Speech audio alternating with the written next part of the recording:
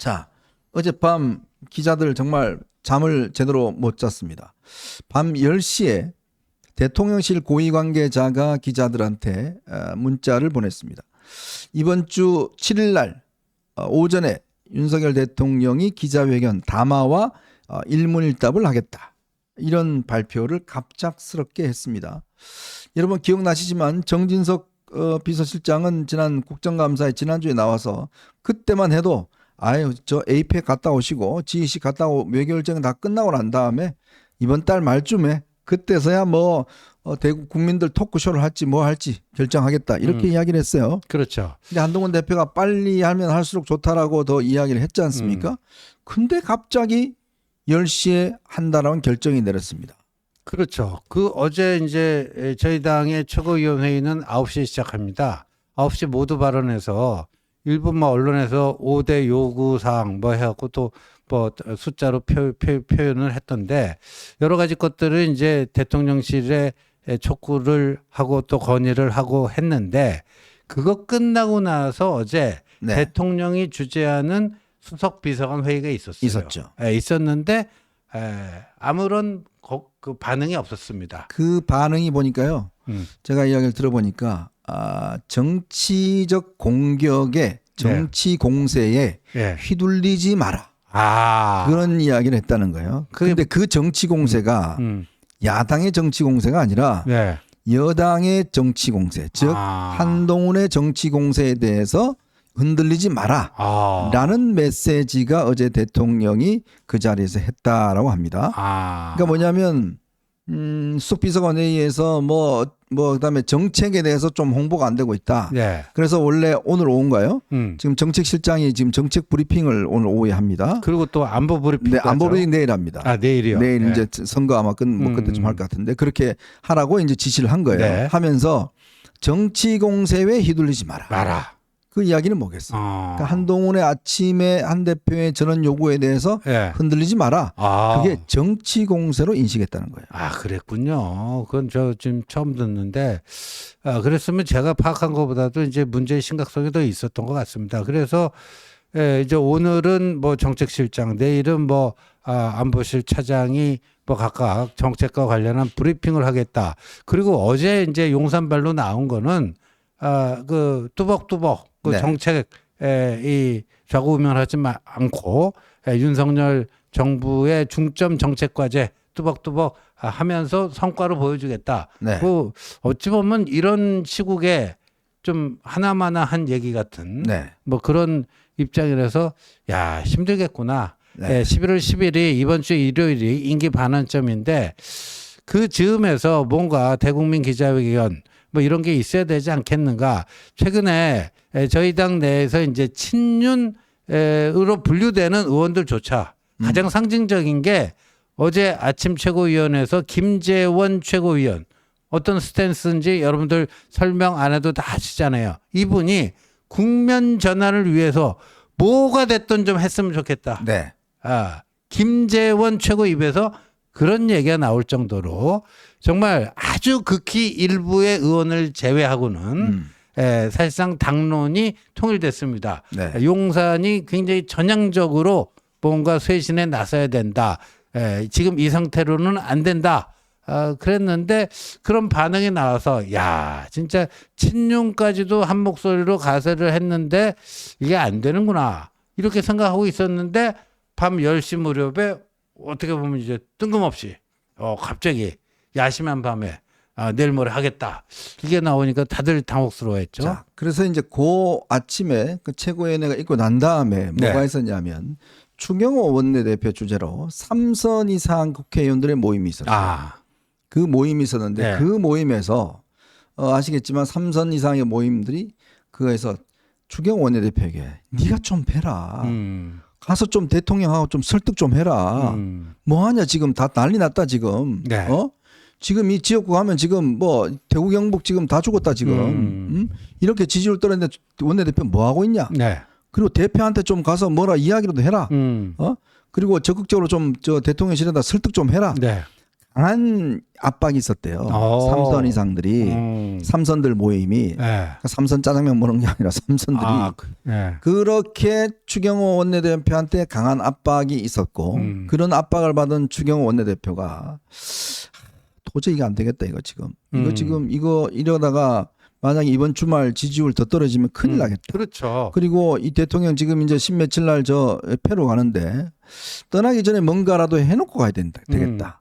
그래서 이제 대통령실로 찾아갑니다. 찾아가서 윤석열 대통령에게 이거 좀 빨리 하셔야 될 것 같습니다.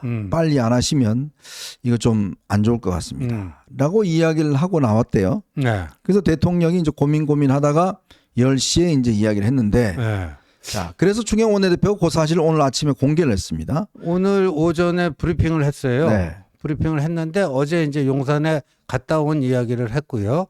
기자들과 그 일문일답에서 어제 대통령과의 그 뭐 만남이 예정돼 있는 상태에서 간 게 아니고 거기 뭐 비서실장 수석들 좀 상의를 하려고 갔는데 거기서 번개로 대통령과의 이 만남도 이루어졌다. 네. 뭐 이렇게 설명을 네. 했다고 합니다. 그런데 이제 추경호 원대는 대통령께 어차피 하실 거면 빨리 하시는 게 좋지 않겠는가 이렇게 건의를 드렸고 추경호 원대의 설명에 의하면 본인의 건의를 대통령께서 전격 수용하셔가지고 네. 어제 야심한 바람에 발표를 한 것으로 이해한다. 이렇게 브리핑을 했습니다. 그러니까 추경호 원내대표가 대통령실 갈 때는 한동훈 대표에게 아무런 이야기도 하지 않았다고 그럽니다. 그래서 내부에서는 뭐라고 그러냐면 원래 한동훈 대표가 오늘 아침 어제 아침에 네. 최고위원 하기 전에 이제 본인이 어떤 입장을 이야기할지를 이야기를 안 했대요. 네. 추경호 원내대표에게. 그게 화가 나서 본인도 이야기 안 한 게 아니냐. 뭐 이런 이야기도 있는데 그거는 뭐 모르겠습니다만. 그런데 이렇게 해서 이제 추경호 원내대표가 내가 중재를 해서 대통령이 질하기로 했다라는 뉴스가 쫙 나오니까 네. 조금 전 네. TV조선에서 또 다른 이제 이야기가 나왔습니다. 저건 뭐예요? 자, 이 TV조선에서 무슨 기사가 나왔냐면 윤 대통령 만찬 중에 정진석 비서실장 건의에 7일 회견을 전격 수행했다. 근데 추경호 당신 아니야. 내 이야기 듣고 한 거야 지금. 그 얘기네요. 그 이야기를 저렇게 TV조선 기자가 취재해서 또 이제 저런 기사가 났어요. 참 이게 제가 보면서 야 이제 하려고 하니까 다 이제 추경호 원내대표는 저예요 저 때문에 했어요. 정진석 실장은 뭔 소리야 내가 밥 먹으면서 이야기했는데 라고 지금 싸움하는 듯한 모양새를 비추고 있습니다. 그런데 윤 대통령이 사실은 이거는요 상식적으로 판단하면 될 문제 아니에요? 이걸 지금 건의를 받아야 해요? 그렇죠. 김건희 여사가 아니고 건의를 받아야 해요. 네. 뭐 요새 좀 개그가 많이 늦었어요. 이건 완전히 저 아재 개그인데. 자, 그러니까 윤석열 대통령이 지금 모든 신문 기사 칼럼을 보면 다 판단할 수 있잖아. 이게 지금 뭔지 해야 될지를. 그렇죠. 굳이 이걸 지금 원내대표가 말해서 내가 결정했다. 비서실장이 말해서 결정했다. 이거는 아니지 않나 싶은 생각이 들어요. 그랬죠. 그리고 뭐 일설에 의하면요. 지난달 21일에 81분인가요? 약간 구내 식당 같은 데서 차담을 했잖아요. 근데 그날 저녁에 박정화 당대표 비서실장은 한동훈 대표가 그 회동에서 한 이야기만 좀 브리핑을 했잖아요. 네. 나머지는 그 대통령께서 뭐 어떤 반응을 보였는지는 용산에 취재하라 그랬잖아요. 그렇죠. 근데 용산에서는 브리핑할 필요 없다 해갖고 브리핑 안 했잖아요. 네네. 기자들이 굉장히 문의했음에도 불구하고. 근데 그 다음날 아침 조간을 보고 뜨거가 돼가지고 그때부터 사실은 이랬다. 네. 사실은 어땠다 하면서 굉장히 이제 많은 물량 공세로 이렇게 했는데 일설에 의하면 어제도 말이죠. 네. 한동훈 대표가 그 최고위원회에서 한 그 이야기가 예상보다 강도가 셌다. 네. 뭐 이런 평가가 좀 많이 있었습니다. 특히 독단적이라는 말에 대통령실에서 좀 꼭지가 돌았단 말이에요. 독단적 국정운영. 네. 거기에 아주 대통령이 좀 열이 받았다고 그러고. 예. 그다음에 대통령 뭐 직접 사과의 필요성 뭐 그러다 보니까 이거를 그냥 내버려 두면 방치해 두면 오늘 아침 조간에도 지난번 그 차담 끝나고 그 다음날 조우관이 그랬듯이 네. 용산 입장에서는 상당히 그 불편하고 불리한 그런 걸로 또 도배가 되면은 그 또 뒷수습하기가 만만치가 않겠다. 네. 뭐 이런 판단이 뭐 작용한 거 아니냐 네. 하는 해석도 있습니다. 일단 이제 어떻게 이제 이게 이루어졌는지 대통령 결단이 이루어졌는지는 이제 저희가 설명해 드린 뭐 그런 경과가 있어서 결정을 하는 것 같습니다. 아마 윤 대통령 입장에서도 여론이 심상치 않다는 거, 그다음에 본인이 제가 알기로는요, 그 어제 이제 시정연설을 네. 참모들이 가셔야 된다고 그렇게 이야기를 했대요. 그러니까요. 근데 윤 대통령이 끝까지 그 고집을 네. 놓지 않았다고 그럽니다. 네. 참 저는 그게 보면서 이해가 참 안 돼요. 무슨 그러니까 참모들이 겉으로는 뭐 이렇게 이야기를 했지만 실질적으로는 참모들도 꼭 가셔야 된다. 이거는 국민들에게 납세자들에게 설명하셔야 될 의무가 있는 거다라고 그렇죠. 했는데도 불구하고 대통령 끝까지 안 가겠다라고 이제 고집을 해서 결국 이루어지지 않다 보니까 모든 신문들이 다 이제 이 윤 대통령의 행동에 대해서 네. 아주 이제 많은 비판을 했지 않습니까? 네. 이제 그런 것들이 이제 아마 부담이 됐는지 모르겠습니다만 어쨌든 그렇게 결정을 했습니다. 자, 그러면 이 7일 회견에 대해서 지금 평가가 여러 가지 엇갈리고 있습니다. 과연 정말 전국에 어떤 변화를 줄 수 있는 획기적인 어떤 이 회담이 될 것인지 네. 아니면 오히려 안 하니만 못한 회담이 될 것인지 이 두 가지의 지금 전망이 엇갈리고 있습니다. 제가 왜 길게 이 회담이 정해졌는가라는 걸 이제 제가 말씀을 드렸잖아요. 그걸 보면 조금의 힌트가 있어요. 그게 뭐냐면 제가 볼 관점에서 그렇습니다. 만약 대통령이 어떤 변화, 어떤 쇄신 이걸 하겠다 그러면 본인 스스로 결단을 했을 거예요. 내가 빨리 국민들 앞에 이걸 말씀을 드려야 되겠다.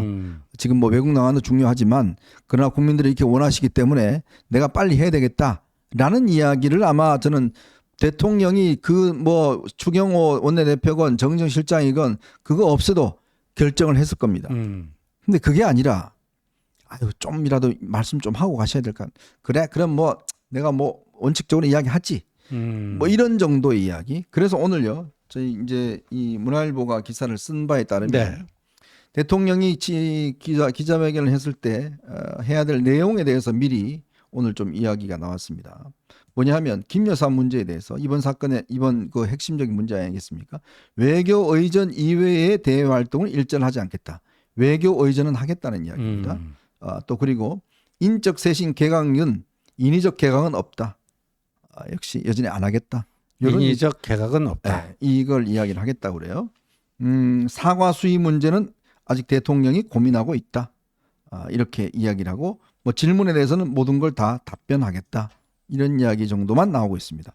이걸 비춰보면 저는 별로 변화가 없을 것 같다라는 조금 우울한 저는 전망을 해봅니다. 근데요, 저 인위적 개각은 없다. 이 말이 국어 사전 사전적 의미로 해석하면요. 한동훈 대표도 오늘 그런 얘기를 했어요. 네. 인사 쇄신, 인사 개편 뭐 이런 거는 다 인위적이다. 그러니까 인위적이 지금 여기 국어 사전 찾아보면요. 자연의 힘이 아닌 사람의 힘으로 이루어지는 것을 인위적이라고 하거든요. 네.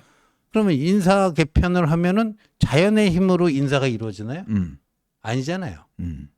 자연적, 인위적 개각. 그러면 자연적 개각이라는 게 있나요? 그 반대 개념이 성립을 안 합니다. 저는요. 네. 그런 어떤 원론적 의미를 떠나서 네. 대통령 지지율이 10% 이하로 떨어지면요. 참모와 내각은 그것 자체가 인적 쇄신의 원인이 됩니다. 어떻게 대통령을 모셨길래 네. 대통령 지지율이 10%대를 나오냐고요. 그러면 제가 참모였으면 스스로 사표 쓰고 나와요. 그거는 이것 자체만으로도 이거는 중대한 책임입니다. 그죠? 그렇지 않습니까, 여러분? 아니 어떻게 지금 우리가 내각제 같았으면요 이미 의회가 해산됐을 정도의 이 지지율입니다. 당연히 대통령의 지지율이 10%대가 나온다는 의미는 결국 이거는 내각과 그리고 기본적으로 참모들이 책임을 져야 될 수치예요. 그럼요. 뭐 문제가 있으면 개각하겠다. 이게 문제예요. 이게. 네. 이렇게 10%밖에 안 나오게 만든 게 바로 참모들과 내각의 문제란 말이에요. 그러면 지금 내각에 정말 제대로 정신 박힌 장관이 있다 그러면 먼저 제가 죄송합니다. 제가 그만두겠습니다라고 했으면 사람이 나와야 된다는 이야기죠. 그렇죠. 이런 정도인데 인위적 개각이 없다? 뭘 더 이상 인위적 개각의 원인을 찾겠습니까? 그리고 국면 전환형 개각도 인사 개편도 없다. 국면 전환. 근데요, 이 역대 정부 보면요, 대대적인 인적 쇄신을 통해서 국면 전환을 한 케이스가 굉장히 많습니다. 차고도 넘칩니다. 원래 인사는 국면 전환용이에요. 예. 정무직입니다. 그게 예. 장관들이. 그렇죠. 이게 이 공무원처럼요, 직업 공무원처럼 무슨 정년이 보장되어 있는 게 아니잖아요. 네. 이건 파리 목숨이거든요, 사실. 이 인사권자가 미안하지만 뭐 좀 당신 특별히 잘못한 것도 없고 뭐 하여간 평균 이상으로 잘했지만 이래 지금 전국이 꼬여 있으니 뭐 국면 전환 차원에서 미안하지만 좀 접어주십시오. 뭐 이런 경우도 많았잖아요. 네. 그러니까 국면 전환용 인사는 안 한다. 그러면 지금의 국면이 뭐죠? 굉장히 안 좋은 국면 아니에요. 네. 그럼 이 상태를 그냥 계속 갖고 가겠다는 얘기인가요? 제가 그래서 왜 이 회견에 그렇게 크게 희망을 갖지 않는 이유가 바로 이 문제입니다. 만약에 대통령이 지금 어떤 변화와 어떤 하기 위해서는 국민들에게 보여지는 모습은 사람의 변화예요. 네. 딴 거 말로 아무리 해봤자 국민들 느끼지 못합니다. 4대 개혁 대통령 오늘 또 뭐 새마을운동 가서 뭐 반드시 해내겠다. 누가 그 이야기 못합니까? 어떻게 해낼 건데요? 제가 아주 단도직입적으로 뭐 어떻게 해낼 건데요? 법 어떻게 통과시킬 건데요? 법 통과 안 시켜주면 아무것도 못하는데 그렇죠. 어떻게 할 겁니까? 문제는 하겠다는 게 아니라 어떻게 하겠다는 게 중요한 거예요. 근데 그거를 못하겠다는 이야기는 그리고 장관들 잘못이 없다? 잘한 게 없기 때문에 잘라야 되는 거예요. 잘못이 없어서 뭐 자르는 문제가 아닙니다. 장관들은 잘한 게 있어야 돼요. 잘한 게 없기 때문에 잘라야 되는 거예요. 그렇게 생각을 해야지 아이고 다 써와라. 뭐 잘못인지 써와라. 누구 잘라야 되는지 써내라. 이런 이야기가 어디 있습니까? 그리고 대통령 참모들이 대통령은 10%대 지지율을 한 거 그거 자체로 책임을 져야 되는 중대한 문제입니다. 그렇기 때문에 당연히 인적 쇄신을 해야 되는데 안 하겠다는 의미는 그냥 기조대로 가겠다는 거예요. 적당히 김건희 여사 지금도 활동 안 하고 있다. 외교만 하겠다. 근데요. 솔직히 제가 말씀드려서 에이펙이나 G20 갈 필요 없습니다. 거기에요. 부인 동반하는 정상들 많습니다. 거기 우리 굳이 부인이 갈 이유가 없어요. 예를 들어서 어떤 국빈 방문이나 이런 것 같은 경우는 우리가 그 나라에만 가기 때문에 뭐 부인이 반드시 동반 상대방이 있기 때문에 하지만 이 에이펙은요. 그다음에 G20 회의는 여러 지금 정상들이 오고 부인들도 여러 명이 오는데 안 오는 사람들이 많습니다. 그러니까 부인 일정들은 그냥 패키지에서 투어하는 것밖에 없어요. 근데 거기 왜 가야 됩니까? 그러니까 이제 양자 정상회담이나 이런 경우에는 또 그 영부인 또 별도의 그 뭐 프로그램도 있고 그래서 거기에 빠지는 건 좀 그렇다 치더라도 이건 다자 아닙니까? G20는 20개국에서 옵니다. 그다음에 에이펙도요. 거기 뭐 아시아 태평양 에이펙 회원국이 지금 제가 정확한 숫자는 기억 안 나지만 굉장히 많아요. 그렇기 때문에 이걸 꼭 문화일보 오늘 그 취재대로 외교 그건 가겠다. 그건 다음 주에 외교 일정이 있는 것으로 알고 있는데 그때 김건희 여사가 동행을 하겠다. 이렇게 되면은 이번 주 그 기자회견 어떤 방식으로 할지는 모르겠습니다. 지난번처럼 집무실에 앉아서 대국민 담화를 한 뭐 20분, 30분 하고 나서 기자회견장으로 이동해서 일문일답을 할지 네. 아니면 그 바로 그냥 기자회견장에 가서 모두 발언하고 일문일답을 할지는 모르겠습니다만 그래서 뭐 인적 쇄신이라든가 뭐 전향적인 조치에 대한 뭐 특별한 것 없이 기자회견은 그렇게 끝나고 그리고 다음 주에 이제 김건희 여사 대동해서 순방을 간다 하면은 이 상황이 지금보다 더 악화될 가능성이 참 그러지 않길 바라지만 굉장히 높아 보입니다. 제가 그래서 이번 7일 날 회견에서는 반드시 있어야 될 세 가지를 제가 한번 좀 여러분에게 말씀을 드리고 싶습니다. 뭐죠? 자, 첫 번째는요. 핵심을 꿰뚫어야 됩니다. 이게 무슨 말씀이냐면 이번 이 모든 사태의 중요한 원인은 바로 김건희 여사 문제입니다. 네. 자, 김건희 여사에 대한 문제에 대한 어떤 여러 가지 조치들과 예방책들이 없이 네. 뭐 박절하지 못했다. 또 이런 식으로 넘어가면 저는 절대 안 된다고 생각이 듭니다. 즉 이번 회견 자체가 김건희 여사와 관련된 여러 가지 어떤 의혹에 대한 뭔가의 대책을 원하는 만큼 그게 국민 정서 아니겠습니까? TK에서 지지율이 왜 18%밖에 안 나오겠습니까? 그 첫 번째 원인이 김 여사에 대한 문제예요. 제가 거듭 말씀드리지만 이 지지 기반이 무너지고 있는 겁니다. 이 문제에 대한 정면 돌파 없이는, 즉 정면 돌파라는 것은 이 문제에 대한 과감한 조치가 있어야 된다는 이야기죠. 국민들이 상상해 보이는 그 이상의 조치를 하지 않으면 아마 7일 회견을 보고 국민들은 더 분노하실 가능성이 있습니다. 즉 핵심을 찔러야 된다. 핵심을 찔러야 된다. 본질을 찔러야 된다. 네. 자, 두 번째. 정말 국민들이 보시기에 진솔한 사과가 필요하다. 지금까지 국정 운영에 대한 것들에 대한 사과가 필요하다. 왜?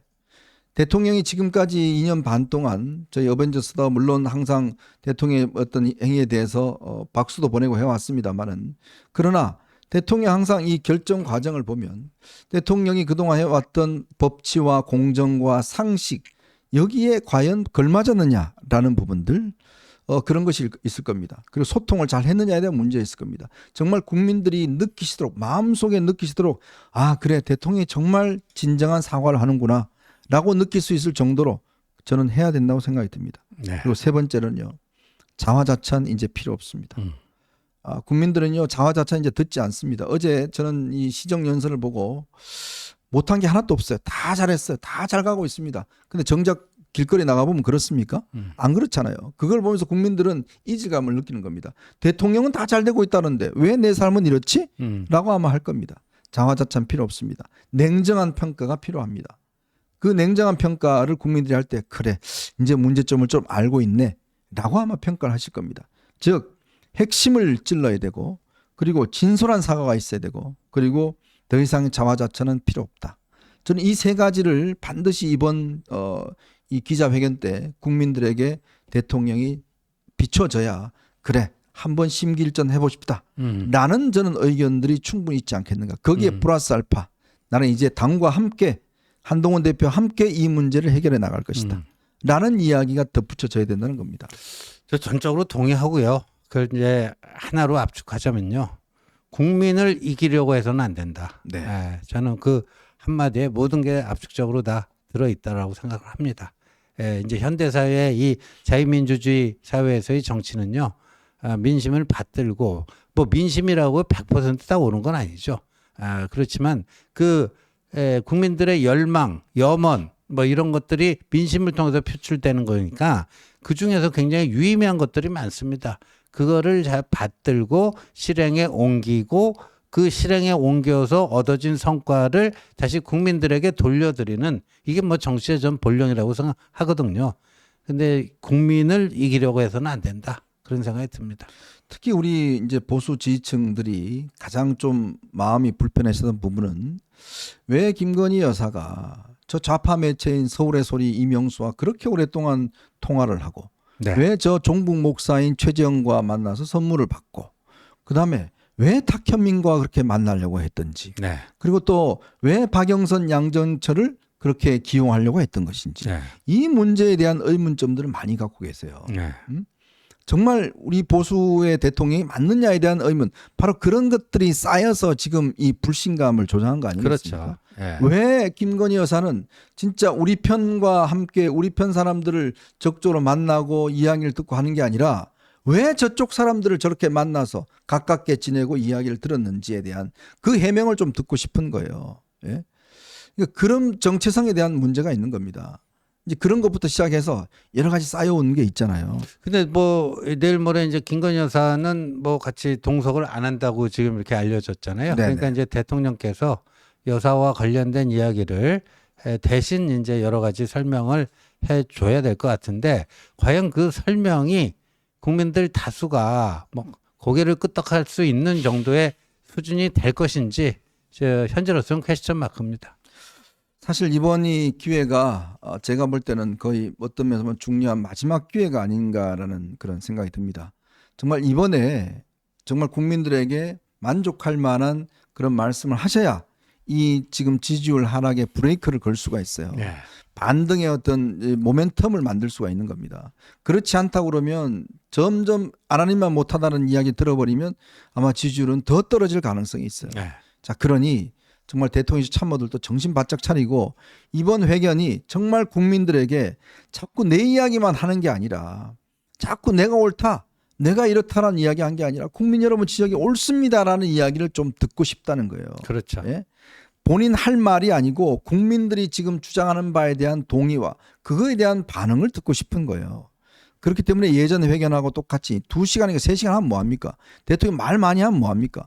하고 싶은 말만 하면 안 되는 거거든요. 듣고 싶은 말을 해줘야 되는 거거든요. 그렇죠. 그거를 아마 국민들이 많이 바라실 겁니다. 네. 저는 그래서 이번 회견이 하고 싶은 이야기 하는 때가 아니고 듣고 싶은 이야기를 짧더라도 정말 해내는 그러한 시간이 돼야 된다. 네.